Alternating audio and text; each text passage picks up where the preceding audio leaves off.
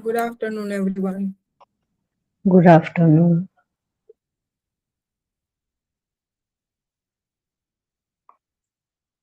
All of you are ready, so we can start the class. Good afternoon, ma'am. Good afternoon. All of you can sit in any comfortable posture.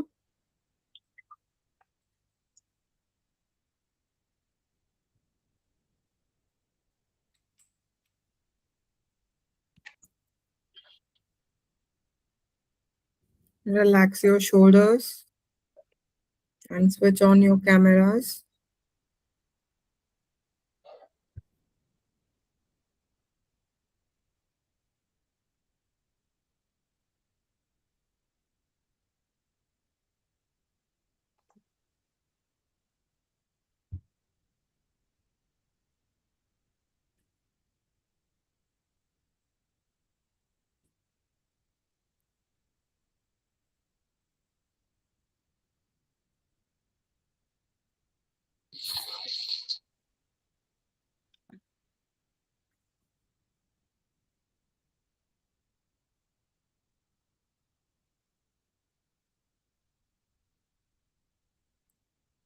We want to do breathing. Inhale and exhale for equal time. Inhaling for 4 seconds and exhaling for 4 seconds.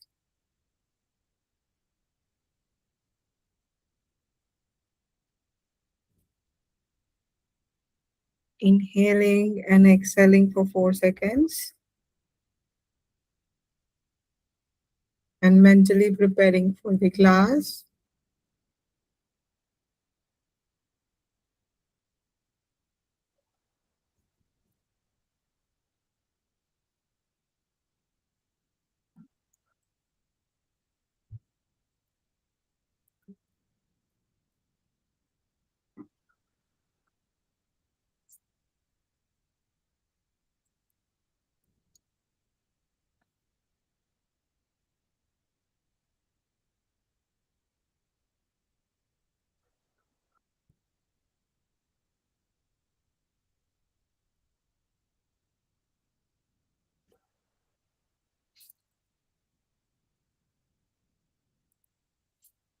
Join your palms together in front of your chest in Namaste Mudra.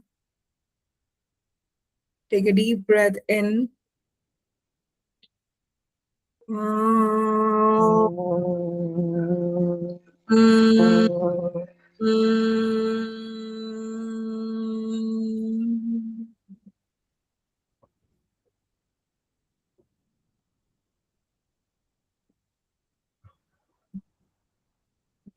Namaste.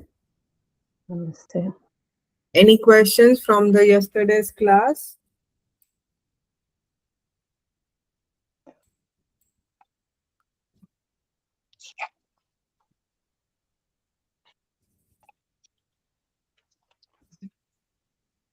Okay, shall we move on to the next part? Mom, I have one question. Yes, yes.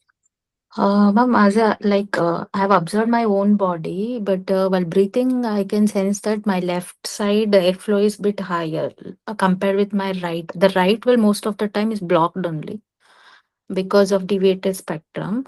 So, and I have also observed that but on the right side part of the body, entire part, I am so energetic. Even when I raise dumbbells and all, no, I feel like I'm able to carry the weight. But whatever it happens only on the left side, maybe then the leg pain or sometimes cramp or headache. Most of the time, I get ache only on my left side part of the body. So, is it because of this reason only? Yes, it is because of that. One nadi is when it is dominated or underactive, that can create problems on that side of a part. So you're saying your right is usually closed, right? Yeah, yes, And yes, your left is overactive. So when your yes. Ida nadi is overactive, that means that the pingla, the one that is going to help you with the proper energy, like energy levels in your body, that Mm, can be the reason that your pingla is underactive and causing the energy problems, lack okay, of energy, and the inflammation maybe on the other side, left side, the right side. So you o- have to notice, just not for one day, you have to notice for some more time and identify where the problem is. okay. What practice I must follow to make it active Nadi Shodham is the one best practice, regular? right? Okay. It will help balance it out. And if you notice that, like, for not just for one day, but if you notice that for like 3 4 days, you notice that your right was not active and Mm, only the left was active, then you can even practice Surya Vedan. But always understand that you have to ensure that you do the counter practices. Just doing Surya Vedan and leaving the practice, you can't be done with the practice. It will create imbalance over a period of time because these are very subtle changes. No, mm, they happen at a pranic level. So okay. when your ping level become dominated, you will not even realize it. Mm, So that's why Nadi Shodhanam is the safest practice, and Kapalbhati before doing Nadi Shodhanam. And you can also do alternate nostrils. It ensures that both nadis get activated before you go into the Nadi Shodhanam practice. okay. Okay. Thank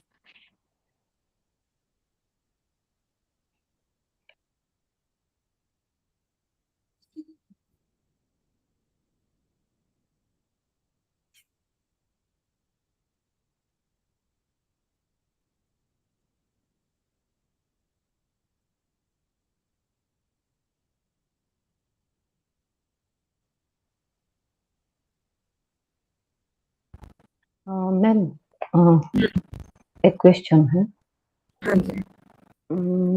kapalbhati और भस्त्रिका के बाद हम्म। कभी कभी कोई class में चंद्र भेदी प्राणायाम करवाते हैं, हाँ,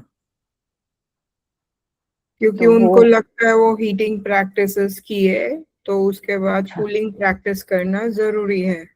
और अच्छा चंद्र वेदी करने के बाद भी आपको नाड़ी शोधनम करना चाहिए। अगर आप वो स्किप कर रहे हो तो प्रॉब्लम है। हाँ हाँ ओके, सो हम्म, हीटिंग किया, उसके बाद कूलिंग करना है, but hmm, balancing you should always and with balancing. Hmm, okay, heating करके छोड़ नहीं देना है, कूलिंग करके। It is just like back bend किया तो फॉरवर्ड बेंड काउंटर पोज है। फॉरवर्ड बेंड किया तो ऐसा नहीं है कि हमने पहले बैक बेंड कर लिया था तो हम बैक बेंड नहीं करेंगे, hmm, right? Every time we do back bend, we do forward bend. Hmm, forward bend भी जब करते हैं हम बैक बेंड करते हैं, तो वो बैलेंस लाने के लिए हम काउंटर पोज कर रहे हैं। बट इसका मतलब ये नहीं कि हमने बैक बेंड किया, उसका काउंटर पोज में हमने फॉरवर्ड बेंड कर लिया तो हम बाद में फॉरवर्ड बेंड करेंगे ही नहीं। हाँ हाँ ओके, तो हम हम्म, फॉरवर्ड बेंड करते हैं अलग से, बैक बेंड अलग करते हैं। बट जब ये आसना करते हैं तो हम उसके काउंटर पोजेस भी करते हैं।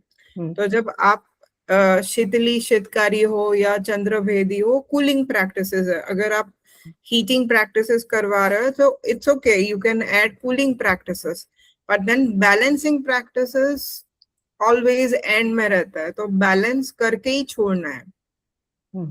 अच्छा Ma'am, right now when we say that it is very hot outside, so we just do after say Kapalabhati, we do Shit or cooling practices. Then we have to go for Nari Shodhanam. Yes. So at that time we don't have to do like we are doing cooling, so then we have to do heating also, and then No, no, no, no. हाँ. Balance कर लिया, ठीक है. Hmm. Just even like you do Sheetali, अगर बहुत गर्मी है, आपने भस्त्रिका नहीं किया है बट आपने कूलिंग किया, उसके बाद भी नाड़ी शोधनम कर दो, राइट. कपाल भाती मैं बोलती हूँ बार बार क्योंकि वो एक प्यूरिफिकेशन टेक्निक है. It will help empty the lungs properly. जो हम वेस्ट जमा करके रखते हैं उसको बाहर निकालने के लिए, तो कपाल भाती एक प्यूरिफिकेशन का काम करता है. तो उसके बाद आप बैलेंस में सीधा नाड़ी शोधनम जा सकते हो, राइट. बट अगर भस्त्रिका किया तो बहुत हीटिंग हो जाता है, तो उसके बाद cooling is a wise decision to do cooling after bhastrika. तो भस्त्रिका के बाद आप कूलिंग कोई भी चूज कर सकते हो, चंद्रवेदी लो, शीतली लो, शीतकारी लो, राइट. उसके बाद आपको बैलेंसिंग में नाड़ी शोधनम आता है. ब्रह्मरी भी बैलेंसिंग आता है, but sometimes it can be tranquilising also. Depending on Bhramari के साथ हम कितना वाइब्रेशंस जनरेट करते हैं. एकदम जेंटल हम साउंड करते हैं तो it is not going to be that heat generating. वो बहुत माइल्ड होता है, माइल्ड वाइब्रेशंस होते हैं, तो बैलेंसिंग हो जाता है, right. But then if you making a little no noise like louder sound, तो थोड़ा हीट जनरेटिंग भी हो जाता है, तो वो ट्रैंक्विलाइजिंग हो जाएगा. It will create one pointedness. One pointedness उसमें जितना माइल्ड साउंड होता है उसमें भी वन पॉइंटेडनेस आता है, बट वो फायर के साथ नहीं आता है. It is not that heat generating. But जब हम लाउडर साउंड प्रोड्यूस करते हैं तो थोड़ा हीट जनरेटिंग हो जाता है. तो हम भ्रमरी का साउंड कैसे प्रोड्यूस करें वो भी डिपेंड करता है. And the time of the practice will also depend depending on what kind of sound we are producing. जैसे उज्जयी में तो हिसिंग साउंड करते ही हीट जनरेट होता है, तो भ्रमरी में भी हम साउंड कर रहे हैं, बट वो वाइब्रेशंस कामिंग होते हैं तो we feel it is cooling down. But it is also slightly heat generating, but that heat is required for us to function at the optimal level. But ma'am, जैसे गर्मी में we are doing the same way if there is a cool climate, say in winter, so we are doing heating practices, then again balancing, no? Yes.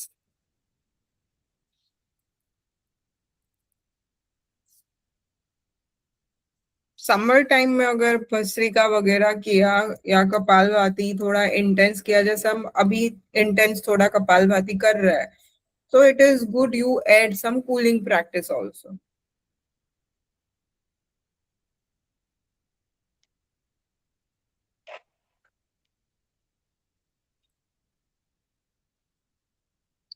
So how do you practice Shitali?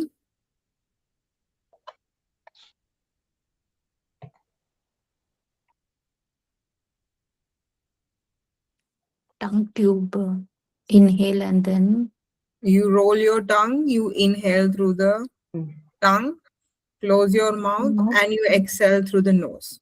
Yeah. Okay. So it is Shitali. You can roll your tongue like a tunnel. You can roll it like this, right? There are different techniques. We'll stick to the basic one. And in case somebody cannot roll the tongue, they can make a kaki mudra like this. Okay. Some people might not be able to roll the tongue. So kaki mudra is beneficial. Okay. Shitkari.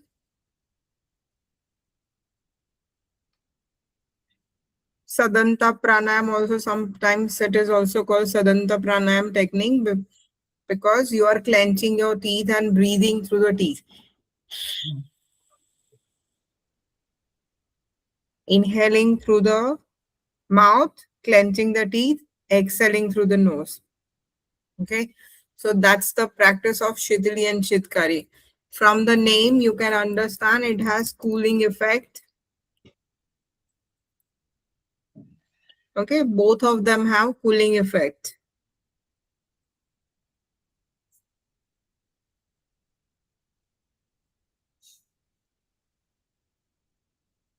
So I just want you to do 3 rounds of Shitali and 3 rounds of Shitkari and tell me the difference that you feel between Shitali and Shitkari and what you feel in your mouth, in your throat, maybe rest of the body, what you feel. Just do 3 rounds and tell me the difference. Then we will understand the physiology part. This Kaki Mudra means to means tongue to the upper palate. No, that is Khechari Mudra. Acha. Then Kaki Mudra is just making a crow beak. okay. And Shitali also, Shitkari also, sometimes some people roll the tongue back of the throat. But then though they make Khechari Mudra while practicing this, but Khechari Mudra is actually advanced practice. So we don't want to right now take any mudra when we are practicing Shitali and Shitkari.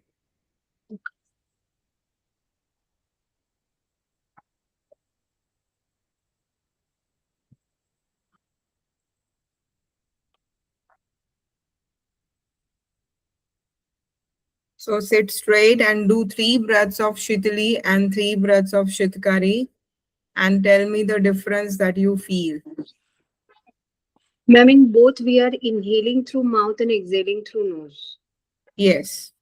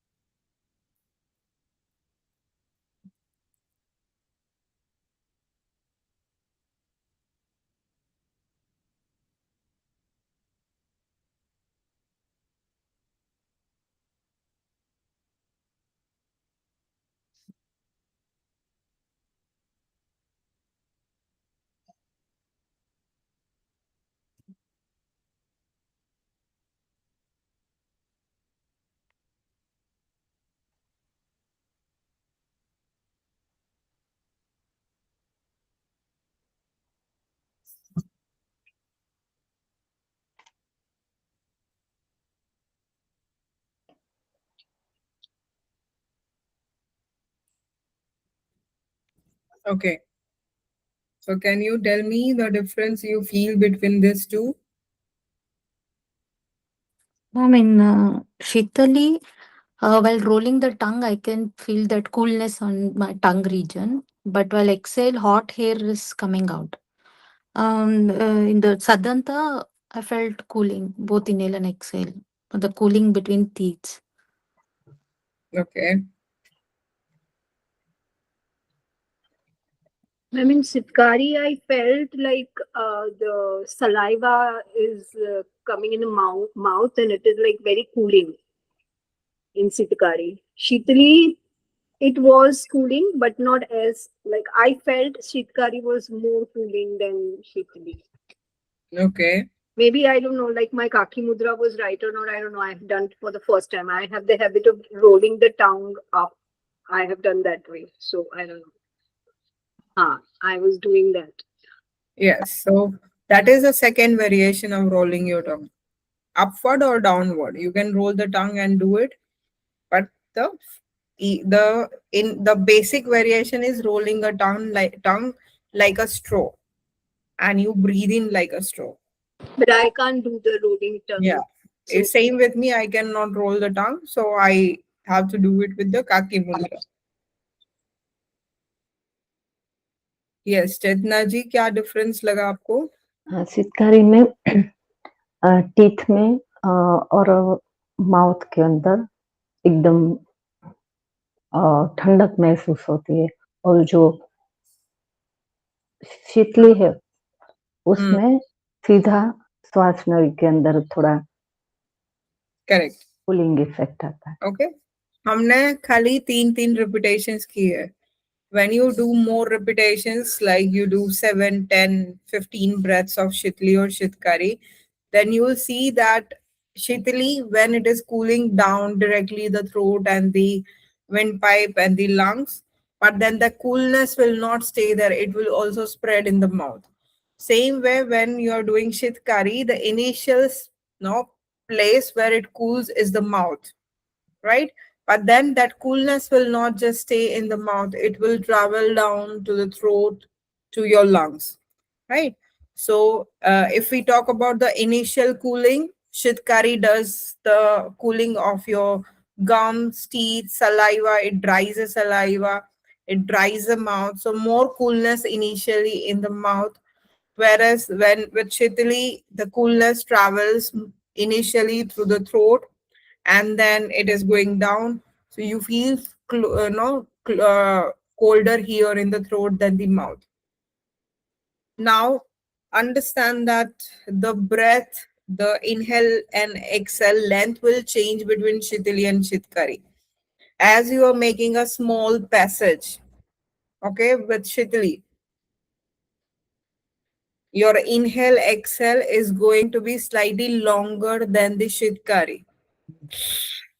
Shitkari, you will see that at once more air is coming because bigger passage is open. Okay. So Shitali and Shitkari the length of inhale and exhale will change between the basic variations that we have just tried. Right? So how fast your heart rate will reduce will be not dependent on the which variation you choose. Eventually, both of them will reduce the heart rate, but it will take a little more time for Shitkari to reduce your heart rate, reduce your breathing rate compared to Shitali. Shitali will be slower at breathing, so it can immediately relax your heart rate and breathing rate. Right? So these are some key differences between Shitali and Shitkari. Also understand that as we have understood that the primary filtration happens in your nasal passages through the mucus, through the cilia, the hair-like structure does the purification of the air. So the air that is going through the nose is filtered, right? And we had discussed in mouth breathing, the air that goes from the mouth, it is not filtered. Okay. So when you're doing Shitali and Shitkari, the air is not filtered. Okay. So you're going to, if the air is contaminated, air is polluted, then what is going to happen? You're going to inhale the contaminated air, inhale the bad air, right? So the first ground rule for practicing Shitali and Shitkari is the room has to be properly ventilated and the external environment should be clean enough for you to practice this pranayama. Okay, so if the outside air quality is very bad, this is not a good practice, even if it is too hot weather. It will harm your body rather than helping you in any way. Okay. Secondly, we had understood the air that goes from the nose, that is going to be moistened. Okay, the water will be added to the dry air. Now the air that goes from the mouth, it is going to be dry. So no moisture, it will be the dry air. Right? So it will end up with the dry air. Your lungs are almost 70 to 80% water. And if the dry air goes again and again, it will actually dry the water of the lungs and create a number of breathing issues, respiratory issues. So again, if somebody has some respiratory infections, asthma, bronchitis, some issues, diseases with the respiratory system, this practice is not good. Okay. The third is when the air gets inside the nose, it warms the air, right? Our body temperature is always slightly higher than the external environment. So the air that is going to go from the nose, it is going to be warm. But if when you take the air from the mouth, it is going to be cold, colder than your body temperature, right? So these three things are not going to happen. Now, apart from anyone with respiratory infections, who should not practice this pranayama?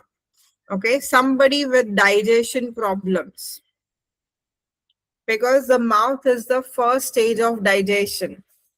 33% of your total digestion takes place in the mouth. Simple carbs get digested in the mouth, right? So when you are eating rice, when you are eating roti, most of the simple carbs can get digested in the mouth itself. So this pranayama practice, Shitali and Shitkari, can dry your mouth. Especially Shitkari is faster at drying your mouth. Okay. So when it dries your mouth, what is going to happen? The saliva production reduces.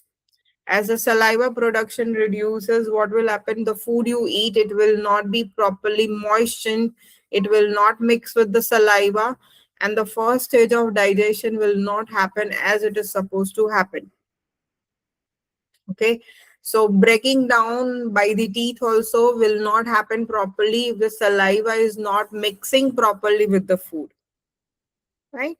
And something that is not broken down by your teeth, it will never break, your stomach will never break down. Like if you remember, I think I gave you the example that some things that we eat like carrots, green peas, मटर खाते हैं, sweet corn खाते हैं, right? If you don't chew this properly, it will be floating in the toilet as it is without being digested.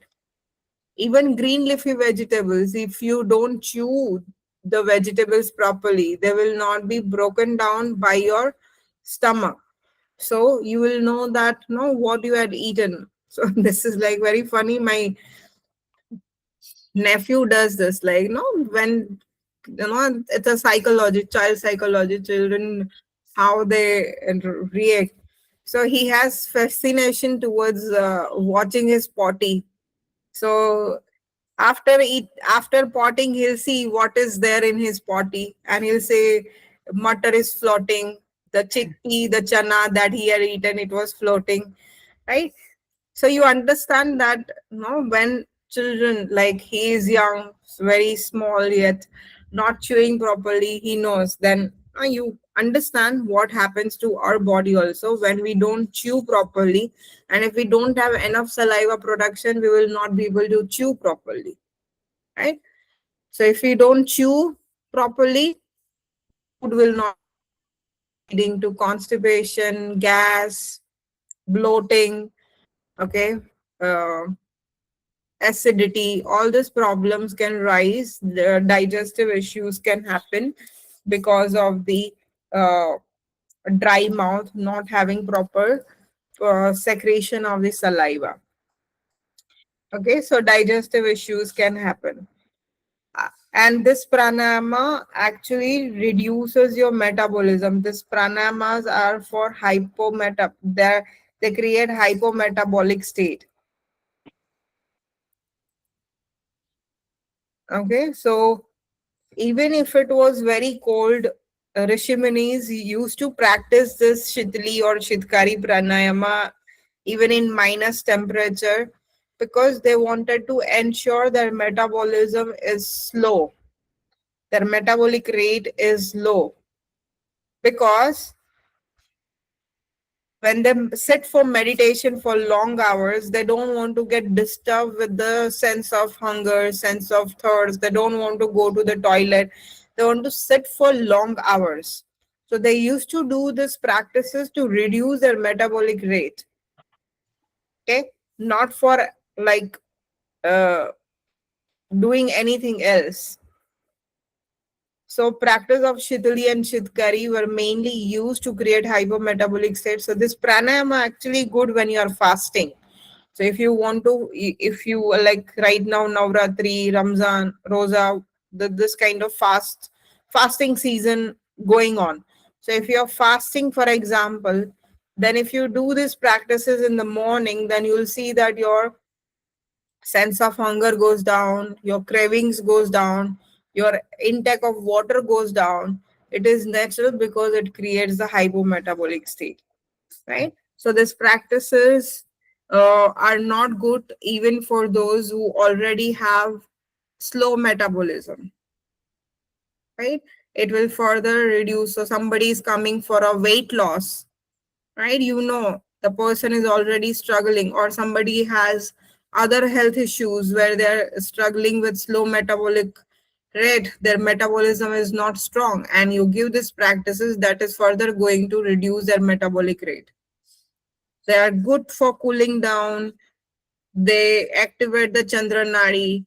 They can stimulate the parasympathetic nervous system. That can help even reduce the blood pressure.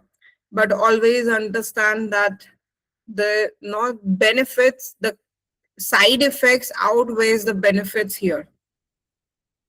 So you have to be very cautious who should practice Shitali and Shitkari.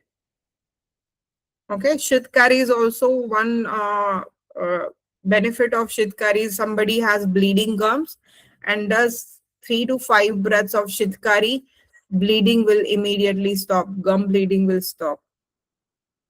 Okay, so it tightens the gum and it heals any kind of gum problem. Not the if there is any infection in the gums, or if what you call this, पूरा अंदर जमा कर दिया है कचरा, then it will not help. Okay, but if you have loose gums, and it, because some people have really their pitta personality, lot of bodily heat causing the gums to become loose, that is causing the bleeding. In that case, the Shitkari pranayama can help.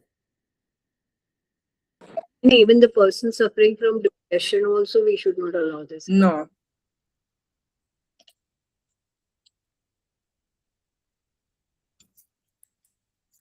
We already know that people, when they have problems like nasal block or something, they end up mouth breathing. So this is something that we want to avoid unless and until they are fit to do Shitali and Shitkari. So Shitali and Shitkari pranayama are only for the people who are healthy. Okay, and especially if it is too hot or you're fasting, you can utilize this practice. If any disease present in the body, I would not recommend Shitali Shitkari pranayama. Chandra Bhedi is different. It does not have so much of negative impact as Shitali Shitkari has, because in Chandra Bhedi, we are breathing in and out through the nose. So your air that gets into the lungs, it is filtered, right? Parasympathetic nervous system gets stimulated easily. Your breath rate goes down easily. So it does not have the similar side effects as Shitali and Shitkari. Okay, so if I have to give somebody a cooling pranayama for high blood pressure or pitta constitution, people with digestive issues, I may use like 2-3 Chandra Bhedi repetitions. But if digestive issues, low metabolic rates, still I would not give Chandra Bhedi, because Chandra Bhedi is also cooling down practice. and it also reduces the metabolism.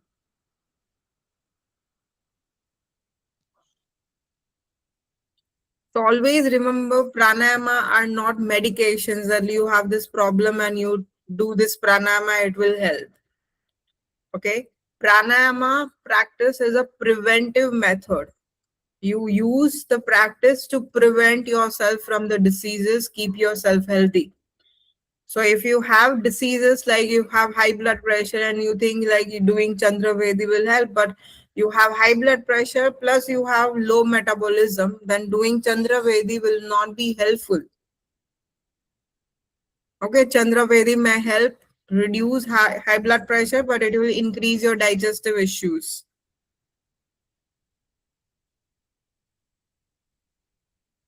So you need something that is not having any side effects on the other part. Still it helps you maintain blood pressure, right? If that is the purpose of doing Chandra Vedi.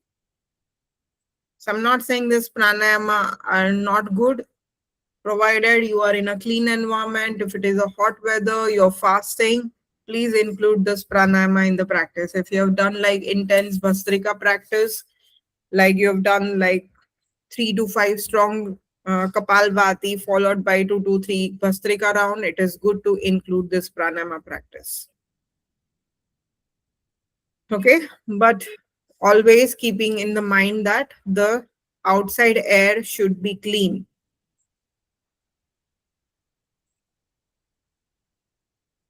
Okay, any questions?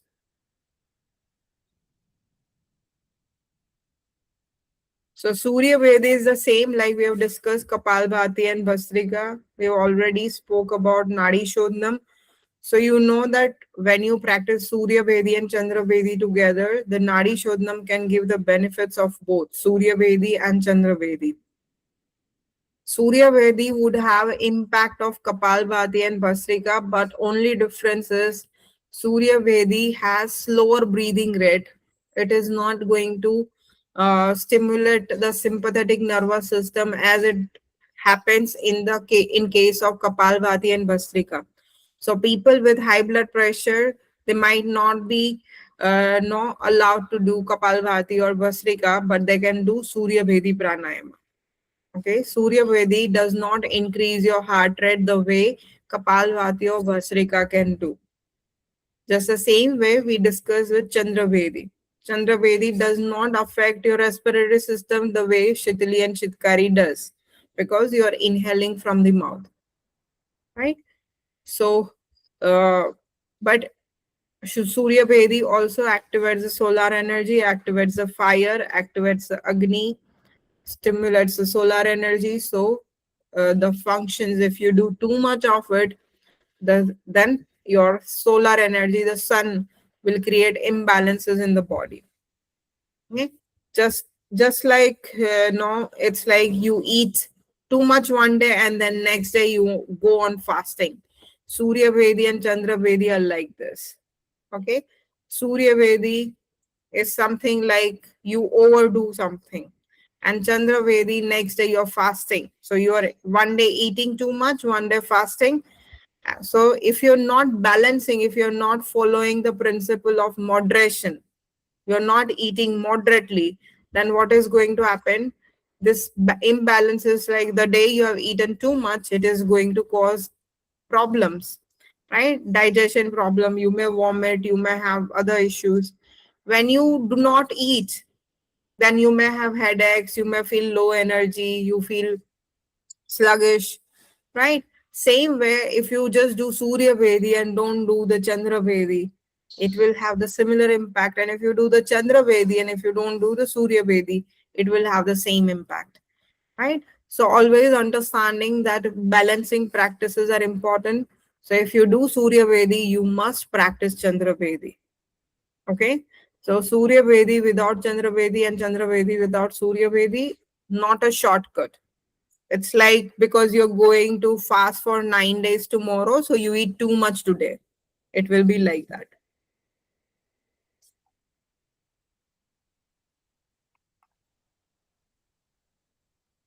Okay. Any questions?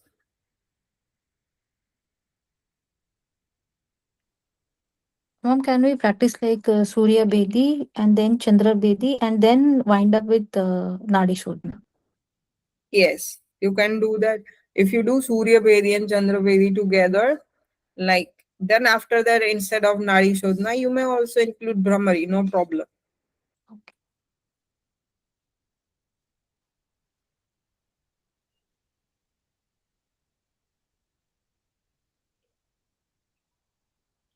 Okay, any other questions? Ma'am, I'm getting confused because if you say Surya Bedi and to balance we are doing Chandra Bedi, so the same question what I have asked Pehle, if there is a heating like right now it is very hot, so I am doing Chandra Bedi to cool my system down. So then again it is needed to do Surya Bedi or I can do directly Anulom Vilom. No. See, if you had done Kapalvati before Chandra Vedi, you don't have to do Surya Vedi. Okay. Okay, so you're using Chandra Vedi as the counter practice of Kapalbhati to cool yourself down, Okay. right? If you just do cooling down, like if you're not doing anything and just doing Chandra Vedi, that is what I told you. Like one day you eat too much and next day you fast. We need balance. So if you don't want to do anything Kapalbhati, Surya Vedi, then I would suggest you to do Nadi Shodhanam practice. Okay. Okay, which is balancing, neither cooling, neither heating. It will keep your body temperature as it should be.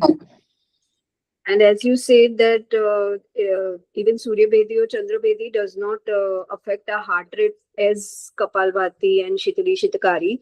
So Shitli Shitkari also does not affect the heart rate, but it has the impact on your respiratory system and digestive system. So Chandra Vedi also has a impact on your digestion because it is going to reduce the acid activity in your digestive organs. But it does not have the negative impact of mouth breathing the way Shitali and Shitkari has. Whereas Kapalbhati Bhastrika increases the heart rate because you're pumping faster, you're breathing faster. But that is absent in Surya Vedi because you are again breathing in a ratio. You are breathing calm and relaxed. so this can be given to even pregnant ladies, right? Surya Vedi. Yes, if you are giving it to the pregnant lady, then you must focus on balancing. Maybe you do 4 rounds of Surya Vedi, 4 rounds of Chandra Vedi, because heat is also problem for them. Their body is already heated up, right? Because a lot of metabolic activity going on inside. So if you just give Surya Vedi, it is going to be harmful. So you must do the Chandra Vedi. And that's why if you remember in the pregnancy class, I said always focus on Nadi Shodhanam rather than doing these two separate things. Oh, yes. But even we say that many times, Abhi, jaise, I don't know the name, Chaitra or some, in the beginning, she said that we were discussing na, that she was feeling very down or something like that. So if the same thing happens, like on some days we are not so energetic, so we say now that it's better that you do Surya Bedi so you'll get energized and then you continue. So aisa nahi hota hai. See, you have to understand why your energy levels are low in the first place. If your nadi is blocked, that's why you're feeling less energetic. Or you hadn't slept well, that is the reason you are feeling less energetic, right? So I feel like, no, for me, shortcut is using Nadi Shodhana. Because when we don't know why your energy levels are low, my quick fix would be Nadi Shodhana rather than analyzing that my sleep was poor or whether I need some sun prana, because I know that I can never go wrong with this. So to give any student, if you are not feeling good or like lethargy, or if you are very hyper, it's best to tell them to do Nadi Shodhana rather Yes, it is the balancing one. So when you are specially teaching in a group, this is the safest bet, right? If you're giving one-on-one, then you know what is the issue. But when you're teaching in a group, this is the balanced practice, so you can never go wrong with this. Okay. And this also, thoda sa mujhe doubt hai that you said that pranayama practices are preventive practices and not curative. But the people come to us only when they have some issues. I know when they come to, even we started because we had issues. right? Especially I started because I had some issues in my body, right? Body, mind, whatever. We some point we all start because we want to get better with something, right? Whether physical health, mental health, or spiritual health. Somewhere we all are doing this with that objective. So initially, we are not going to counsel them. They are coming for asana, we give asana. They are coming for pranayama, we give pranayama, right? But always, slowly, you need to make them understand that no, pranayama is not the cure. Like it is not the pill that you have. No, you have cold and you do kapalbhati, it will go away. It doesn't work like that, right? So you don't want to address them also, but when you are explain, like when you're teaching and like somewhere you mentioned that the pranayama works as a preventive measure, prevents you from the diseases. So you like slowly give them the information that this is not a shortcut. You can't come to pranayama to heal. It will heal, right? But it is not going to work as a magic pill that your symptom will go away immediately, right? So yes, but it will go away also. The moment you know that just 5 to 6 days of regular nadi shodhanam, you'll see that their blood pressure levels drop. It is going to work as a magic only because first of all, they're not breathing well, right? So you are now ensuring that they are breathing well, they are breathing complete. The inhale is full, exhale is complete, they're releasing completely, right? So you are slowly, silently changing the whole body's chemistry. So it is going to work in their favor. But then some people think like, okay, ना आज मेरा ये right nostril बंद है, मेरे को सूर्य भेदी करना है, right? So this is not the right approach. So Ma'am, one even if more thing the is, right nostril is closed, I would suggest you to first do Surya Vedi and then do Chandra Vedi. Never just do Surya Vedi and leave it. Okay. So we want to ensure that we activate both nadis. So it doesn't happen that after your Surya Vedi, your right nostril is activated after Surya Vedi and then left is closed. Okay. So we ensure both pathways are open for us. This is our aim. So always remembering we want to ensure our no both pathways are open and not obstructed. If you just have a habit of doing Surya Vedi regularly, then eventually you will end up with the deficiency of Ida Nadi.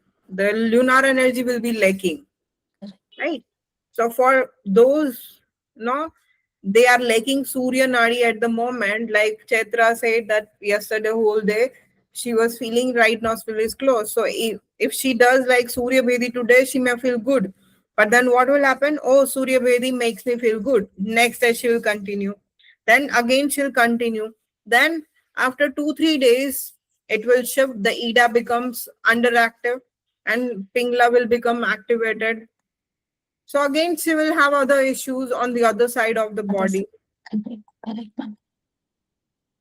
right? So it is always, for me, it is always a safer option to go with Nadi Shodhanam rather than giving this breathing separately. Ma'am, and one more thing is like if someone is catching up with cold very often or something like that, if they practice Nadi Shodhana continuously, so what they have noticed like instead of catching up the cold very often, it has reduced. But it is Correct. not eliminating the issues entirely. But in a year, they are going to get either one time or two time like that. Yes. So seasonal cold is normal. The season changes, the body reacts, right? So it's okay. Also they might there are other factors also. So yoga, meditation, pranayama, and the mechanism to help you with the stress that you're dealing in the outside environment and reduce the problems. So as they will do nadi shodhanam, you'll ensure they're doing balanced practices. Include kapalbhati as well. So you'll see that the tendency to get even cold for 1 or 2 times a year, it will also reduce eventually. One more thing I've noticed it is like nowadays it's become commercializing, saying that if these by activating these two's energy only, we can achieve all the things in life in a spiritual path, be it manifestation or some other tantra and all. What it could be like, how they do it? Any idea about it? Like, So we discussed, no, the three nadis. You remember the class that we had yeah. discussed about Ida, Pingla, Sushumna, Yes, and the yes, relation of the chakras.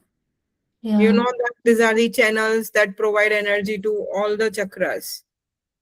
So if they are yes. not purified, your chakras cannot be energized. And to gain spiritual powers, you need to stimulate or pierce through the Ajna chakra and the pineal gland, the Sahasrara chakra, right? So if your nadis are not balanced, how your chakras are going to get energized?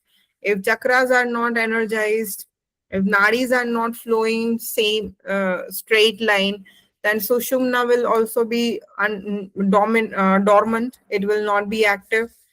When both nadis are flowing together, then only sushumna becomes activated. And when sushumna becomes activated, that's when you can pierce through each chakra. Okay. Okay. When you pierce through each chakra, that's where you will start gaining siddhis related to each chakra. And the other higher siddhis comes with the Ajna chakra piercing and the Sahasrara chakra piercing. So one who practice this daily, they can also achieve this state, right? Yes, it depends how long the practice. And if they're doing serious meditation practices also or not. Because nadis are the purification methods. It is going to purify, but then meditation is the one which is going to not activate the kundalini, which takes the kundalini up. Yeah, but it cannot be activated within 1 month or 15 days course or something like that. Unless and until that somebody has like past life, no spiritual practice and lucky to progress to that path. Okay. So, ma'am, it is like safe practice will be Kapalabhati, yogic breathing, and Nadi Shodhanam. These three are the safest practice. So we should do it every day. Is that like? Yes. Kapalbhati, yogic breath, Nadi Shodhanam, Ujjayi, Brahmari. These are the safest practices, 5 safest practices. You can do Surya Vedan and Chandra Vedan also, but as I said, you always should do it together, never one alone. And this chakra meditation. So for that also, na first so both the nadis should be active. Then only we can go for chakra meditation. So first, Correct. this pranayama practices are important. Yes. Both the nadis active. Yes. So you will see in Tantra Yoga, they have specific practices. Before they even go for chakra meditation, they start with the Tantra practices. They do a lot of Nadi Shodhanam practice. They do a lot of pranayam practice. They do physical practice. They do a lot of Nadi Shodhanam actually. And then they also do other pranayama practice. Then they go into the activation of the chakras. So nowadays, like people like in pranayama, 1 hour class, they give like today we are doing chakra meditation. So फिर वो कैसे होता होगा? It's like I'm just wondering what is all this going Yeah, on. that's what I. But सबको सब कुछ चाहिए ना चेतना बहन को पता होगा राजकोट में क्या क्या चल रहा है राइट सबको सब चाहिए then some people even call me and ask me you do only yoga I said yeah I do only yoga in yoga also they feel only yoga like Yes. so they want so many things like they want I don't know what is happening in the market. So वो stick yoga चाहिए वो वाला yoga चाहिए ये वाला चाहिए so it's just a gimmick right it just like through mantra you're creating vibrations and you feel good temporarily but you cannot go in the depth of your meditation practices unless and until you have gained such level of purification so you're doing a one day you do chakra meditation it does not do any good to you it's just like temporary. For that 1 hour, you had that vibrations created, you purified a little bit, so you feel good. After 2 days, you'll be back to the same place, right? So you need also understand that also in Tantra Yoga, it is said that it is not at all difficult to activate the Kundalini. Even it is said that you hold Bhujangasana for 3 hours, 33 minutes, like 33 seconds, something like that, and you can activate your Kundalini. So it is not actually difficult to activate the Kundalini energy, but you first of all, you should have the activation of the Sushumna Nadi, which is active 24/7. So if the Kundalini gets activated, there are three granthis, okay? From Muladhara to Manipur and the Ajna. These three granthis should, no, they're like nodes. This Kundalini will pierce through those granthis and meet at the Sahasrara Chakra.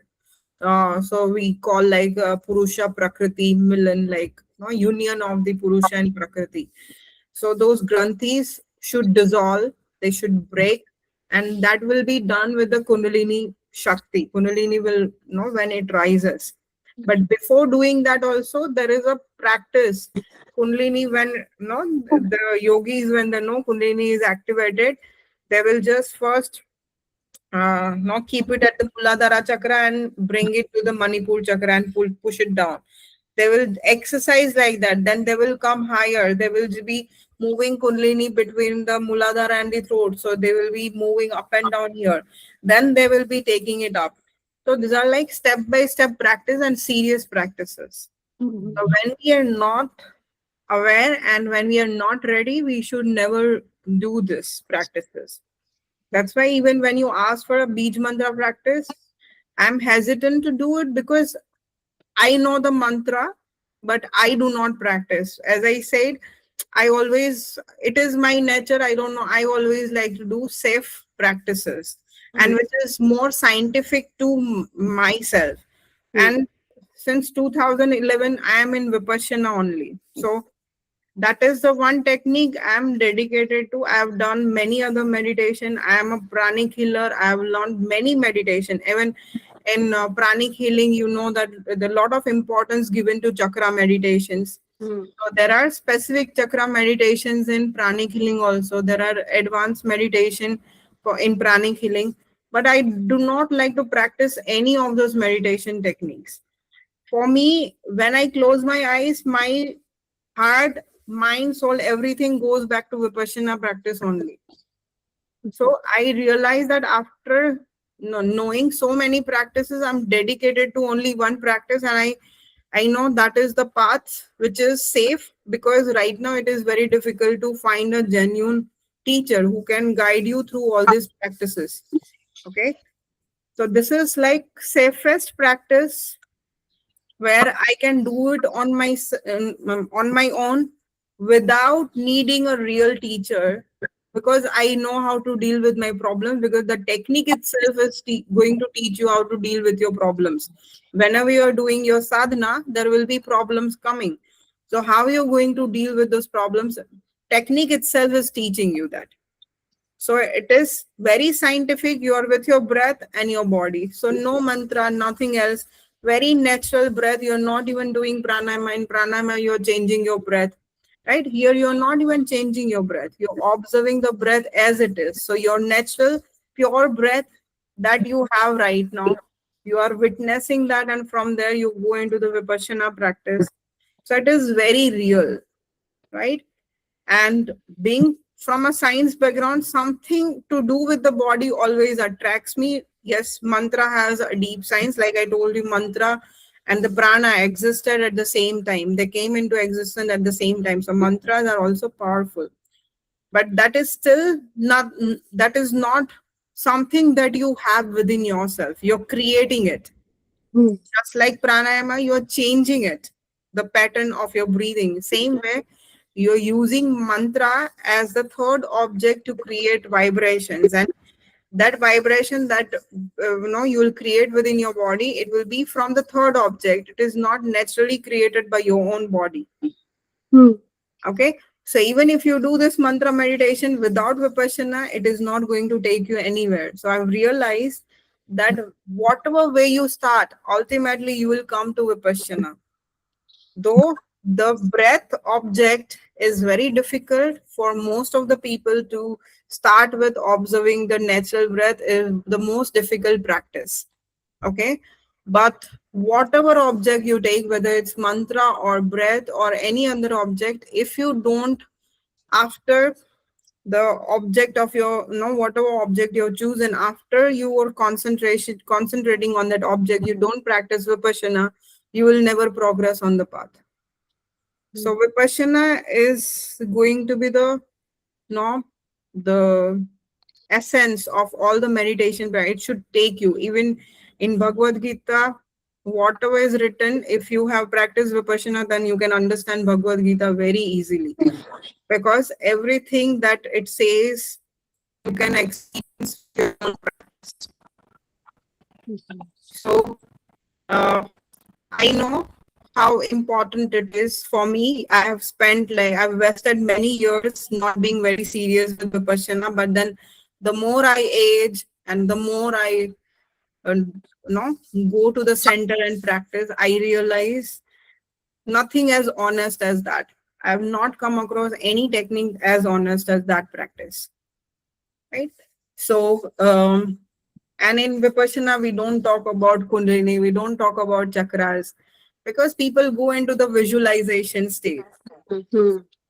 In reality, when you experience, it will be different. But Vipassana is about just observing what is happening in your body at the moment, right at this time. And we don't visualize anything, like we don't visualize the energy moving, the vibrations. No.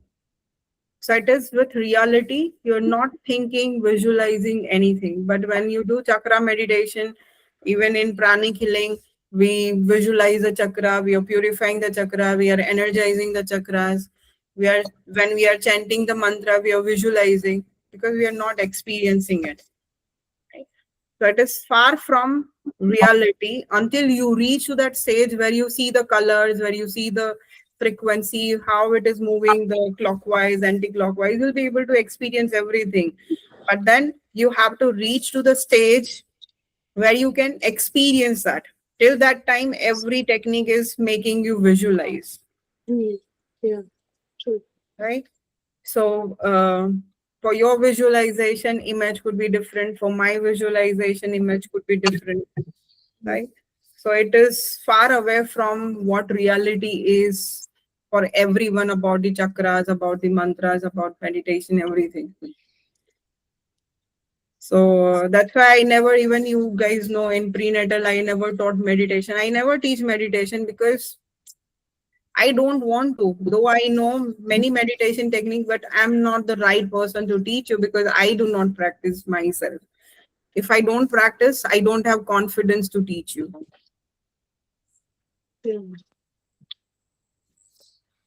They also says that for some naturally also the Kundalini can awaken, right? Naturally, it does not awaken. It is only the past practice. Somewhere you have done some past spiritual practice, vigorous, serious practices, then Kundalini will rise. But if, again, as I said, your nadis are not purified, it will create harm than the good. Yes. Ma'am, in prenatal, postnatal, we have said na, that at the time of giving birth to baby, it is Yes, it temporarily gets stimulated. Yes. It's like a trailer, how it can happen. But again, as I said, not all women experience. Women who only surrender, practice Aishwara Pranidhan, they have the higher chances of experiencing it.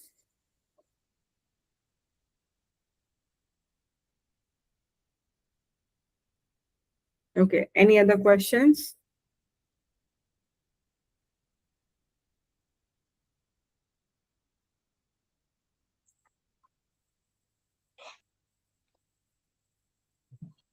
Okay, so sit straight, we will do the practice. You can sit on a mat also.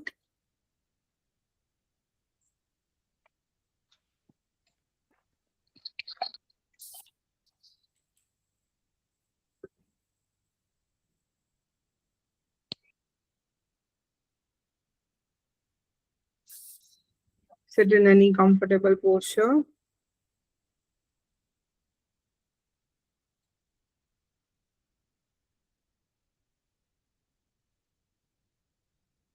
Relax your shoulders.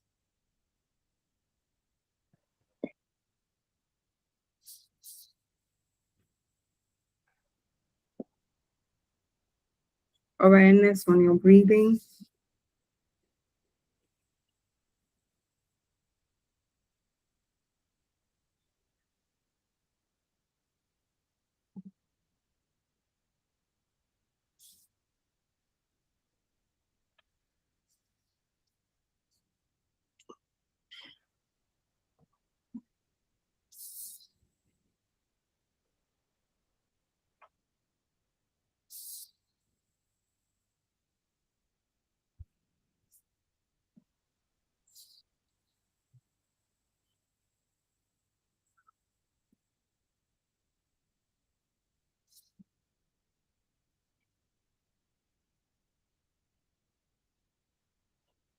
We will do one round of Kapalbhati.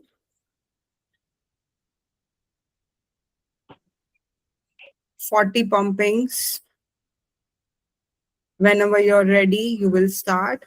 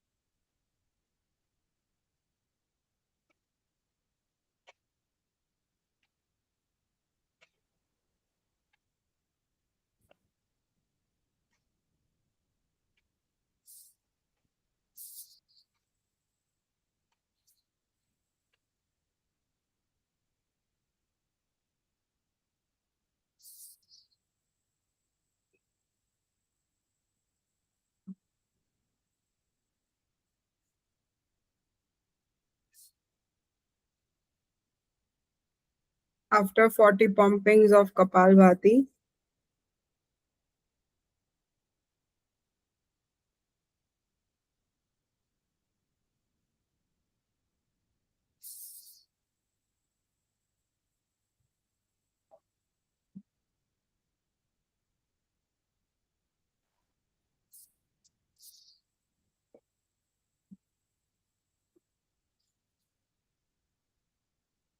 we want to do one yogic breath. Inhaling, belly expands, chest expands, clavicle expands, and holding as long as we feel comfortable.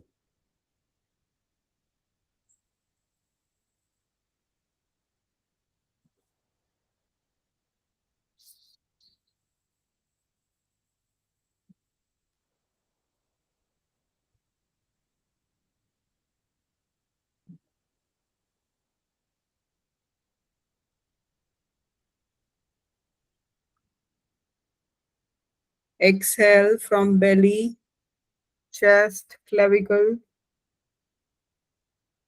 and hold as long as you feel comfortable without stressing.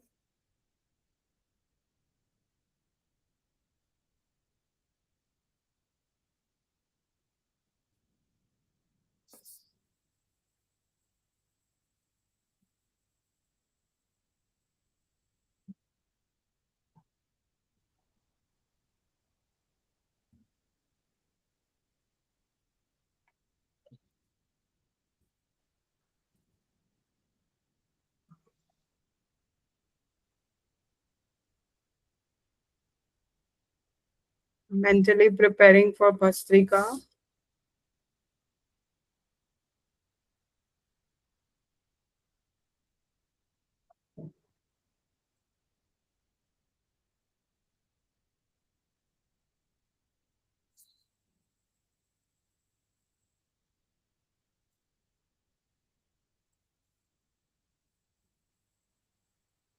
We want to do abdominal Bhastrika.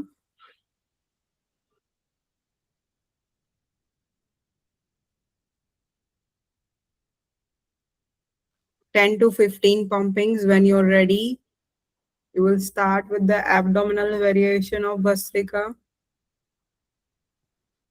Ensure the force and the pace remain same from beginning to the end.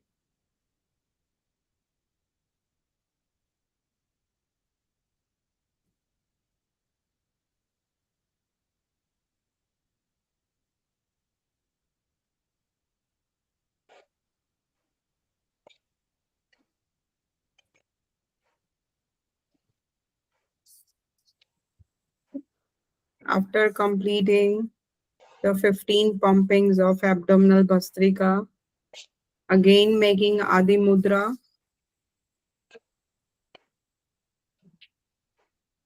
In Adi Mudra, the palms facing, the fist will move facing down, and we will do one yogic breath.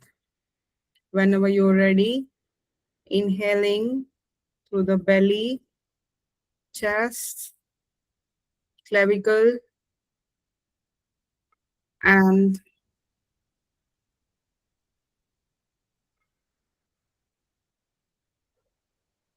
then holding as much as you feel comfortable without stressing.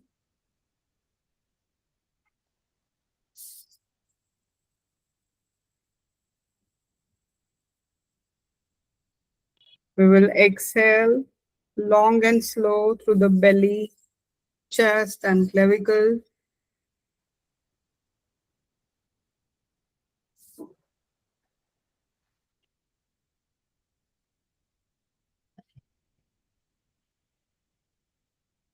And hold as long as you feel comfortable without stressing.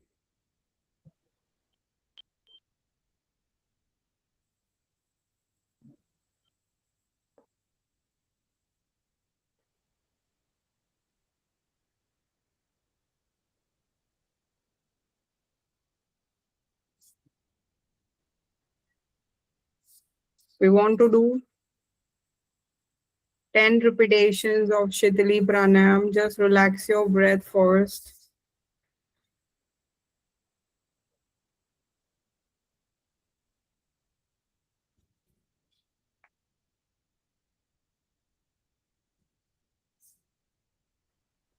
Hands and chin mudra.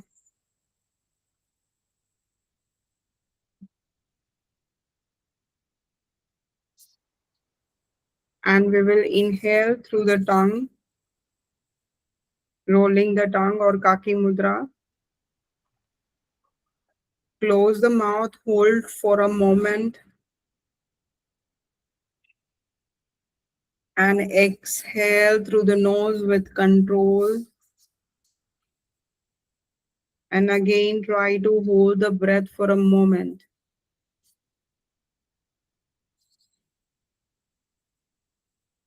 You will complete 6 more repetitions, inhaling through the mouth, rolling the tongue or the kaki mudra, holding for few moments, up to 4 to 8 seconds, without forcing, just relaxed holding, and exhaling with control.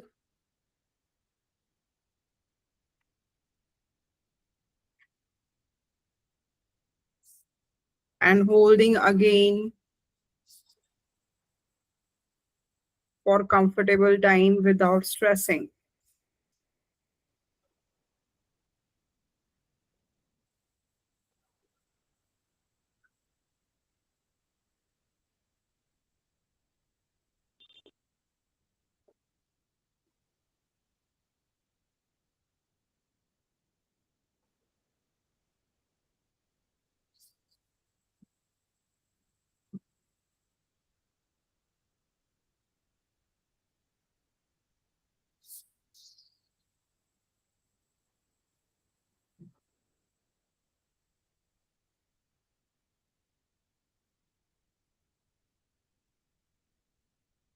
Continue Total 7 rounds completed.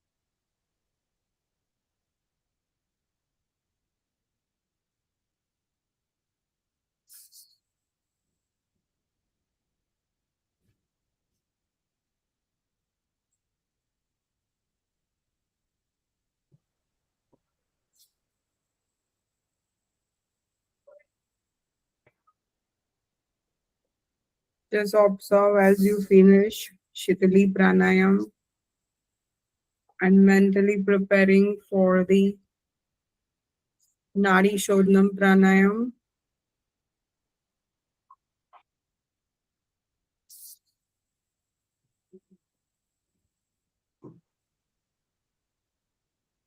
We will follow the same ratio 4, 8, 8, 8.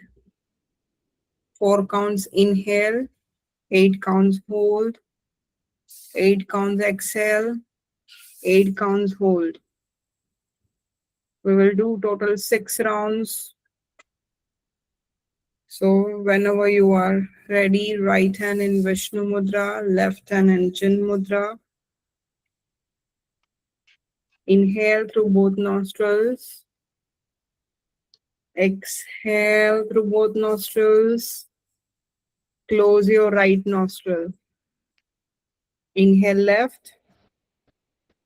Hold. Exhale right. Hold. Inhale right. Hold. Exhale left. Hold. Inhale right, left. Hold. Exhale right. Hold.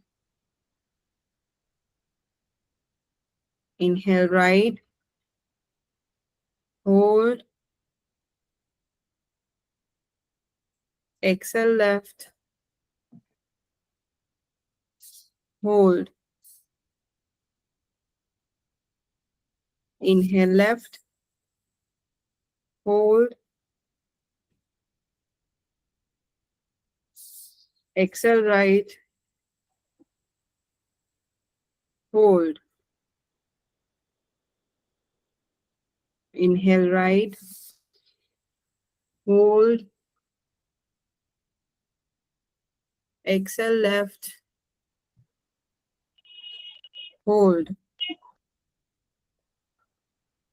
Inhale left. Hold. Exhale right. Hold. Inhale right. Hold. Exhale left. Hold. Inhale right, left. Hold. Exhale right. Hold. Inhale right. Hold. Exhale left. Hold. Inhale left. Last round. Hold. Exhale right. Hold. Inhale right. Hold. Exhale left. Hold.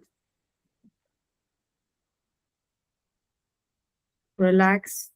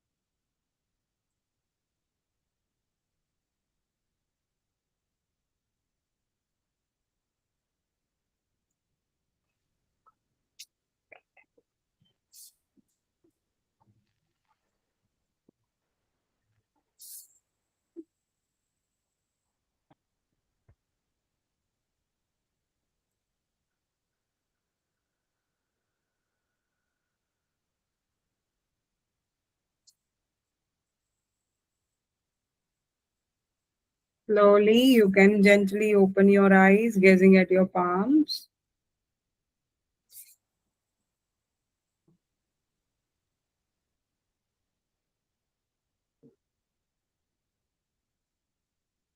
How did you feel?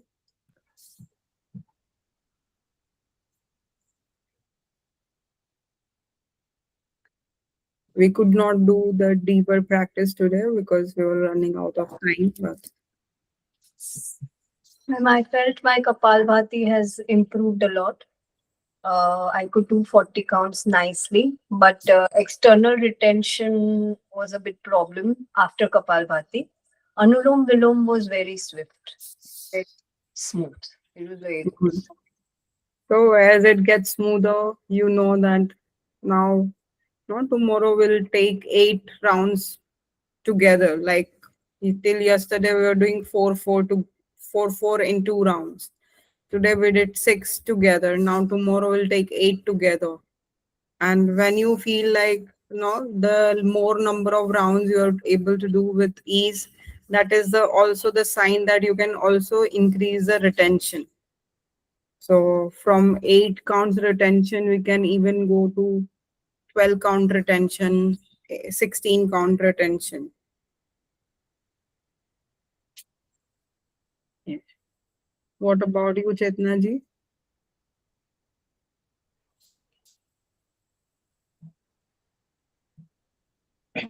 कुछ problem नहीं हुआ कपालभाति और नाड़ी शोधन में। Okay. Bhastrika में कैसा हुआ एब्डोमेन भस्त्रिका? अच्छा लग रहा है। You'll see the clear difference. Yesterday you did the Bhastrika from the upper body, and then now you did the Bhastrika from the lower part. So there will be difference in the impact also in both the variations. Abdominal bhastrika पहली बार कर। Chitli इतना मुझे cooling नहीं लगा. It is okay, not that like maybe surrounding heat ज़्यादा है. I don't know.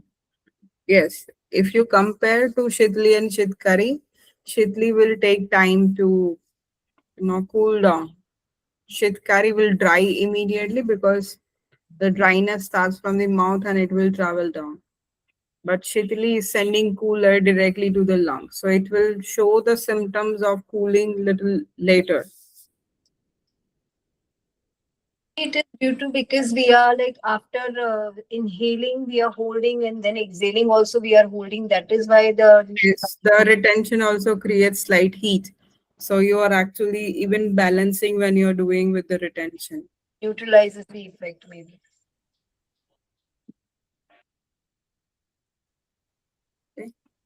So tomorrow we'll continue with the understanding of the Ujjayi and Brahmari pranayama.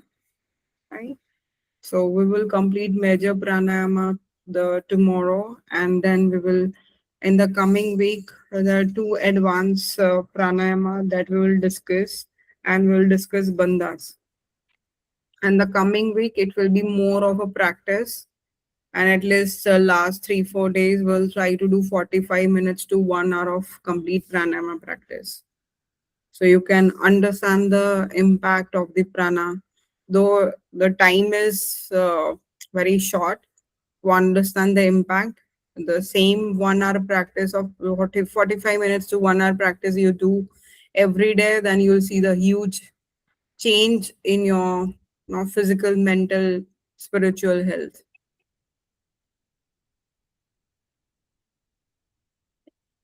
Okay. So sit in any comfortable posture, relax your shoulders, awareness on your breathing. Join your palms together in front of your chest in Namaste Mudra. Take a deep breath in.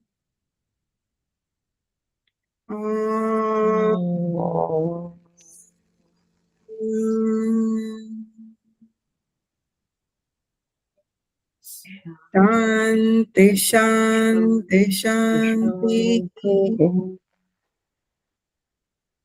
Namaste. Thank you. Namaste. Let's Thank you. tomorrow. Thank you. Thank you, ma'am. Thank you. Bye bye.